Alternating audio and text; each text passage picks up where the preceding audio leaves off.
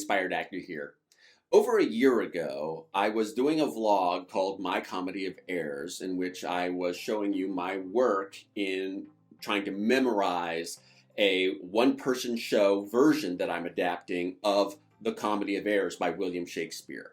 And I want you to know that since my last vlog post in November of 2019, it's taken me over a year to get this memorized. I've been memorizing it in my spare time since that last vlog post, and I didn't think that was going to be very interesting for anybody to watch because it's just been like an hour a day, about 5 hours a week, memorizing, thinking about the characterization and so on.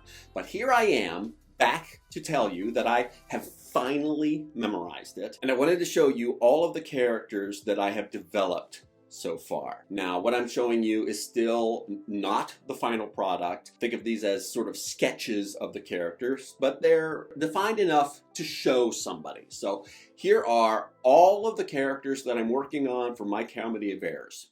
A heavier task could not have been imposed than to speak my griefs unspeakable. Yet that the world may witness that my end was wrought by nature, not by vile intent, I'll utter what my sorrows give me leave. In Syracuse was I born, and wed unto a woman, happy but for me, and by me had not our hap been bad. With her I lived in joy, our wealth increased by prosperous voyages I often made to Epidamnum, till my factor's death and the great care of goods at random left drew me from the kind embracements of my spouse, from whom my absence was not 6 months old before herself, almost at fainting, under the pleasing punishment that women bear, had made provision for her following me, and soon and safe arrived where I was. Hapless merchant, whom the fates have marked to bear the extremity of dire mishap, now trust me, were it not against our laws, against my crown, my oath, or my dignity, which princes would they may not disannul, my soul would sue as advocate for thee. But as thou art adjudged to the death, and past judgment cannot be recalled, but to our honour's great disparagement, yet I will favour thee in what I can. Therefore, merchant, I'll limit thee this day to seek thy life by beneficial help. Find all the friends thou hast in Ephesus. Beg thou or borrow to make up the sum and live. If not, then thou art doomed to die. Upon my life, by some device or other, the villain is o'erwrought of all my money. They say this town is full of cozenage, as nimble jugglers that deceive the eye, dark working sorcerers that change the mind, soul killing witches that deform the body, disguised cheaters, prating mountebanks, and many such like liberties of sin. I'll to the centaur to seek out this slave. I greatly fear my money is not safe. Good Signor Angelo, you must excuse us all. My wife is shrewish when I keep not hours. Say that I lingered with you at your shop to see the making of her carcanet, and that tomorrow you will bring it home. But here's a villain that would face me down. He met me at the mart, and that I beat him, and charged him with 1,000 marks in gold. Thou drunkard thou, what didst thou mean by this? Mame, malt horse, caping, coxcomb, idiot, patch! Either get thee from the door, or sit down at the hatch. Dost thou conjure for wenches, that thou callest for such store, when one is one too many? Go, get thee from the door. I would I were senseless, sir, that I might not feel your blows. I have served him from the hour of my nativity to this instant, and have nothing in his hands for my service but blows. When I am cold, he warms me with beating. When I am warm, he cools me with beating. I am waked with it when I sleep, raised with it when I sit, driven out of doors with it when I go from home, welcomed home by it when I return. Nay, rather, I bear it on my shoulders as a beggar wont her brat, and I think when he hath lamed me, I shall beg with it from door to door.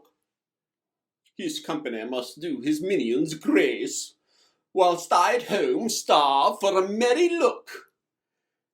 Hath homely age the alluring beauty took from my poor cheek? Then he hath wasted it. Are my discourses dull, therein my wit?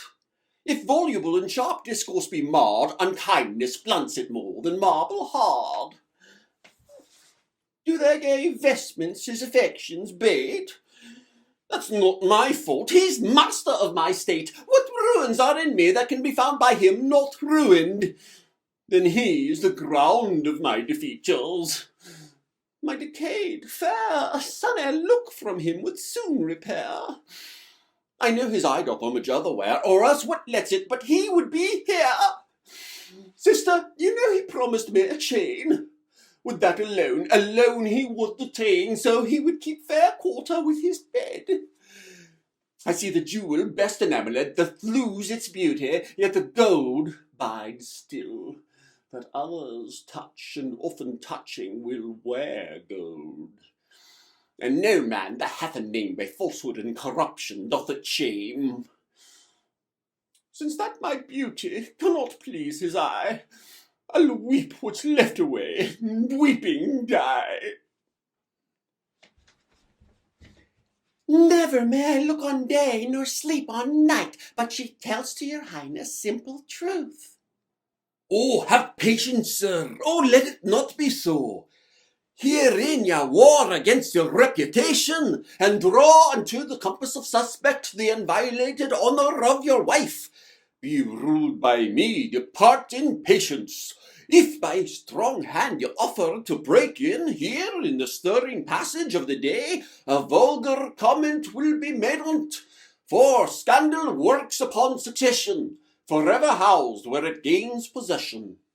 You know, since Pentecost the summer's due, and since I have not much importuned you, no now I had not, but that I am bound to sea, and want guilders for my voyage. Therefore make present satisfaction, or I'll attach you by an officer. Have patience, for I will not let him stir till I have used the approved means I have of wholesome syrups, drugs, and holy prayers to make of him a formal man again.